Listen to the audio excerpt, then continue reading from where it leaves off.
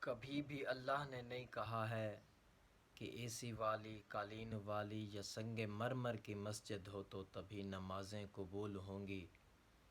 کبھی بھی اللہ نے نہیں کہا ہے غلاف کعبہ کا سونا دو یا کسی ولی کے مزار پر چڑھاؤ چادر پکاؤ دیگیں یا کہیں پہ کروڑ دو اور غریبوں کو چھوڑ دو۔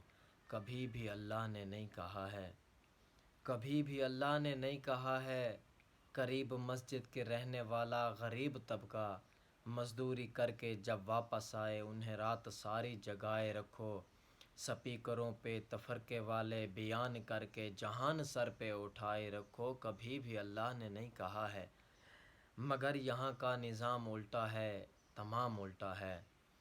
مگر یہاں کا نظام الٹا ہے، تمام الٹا ہے۔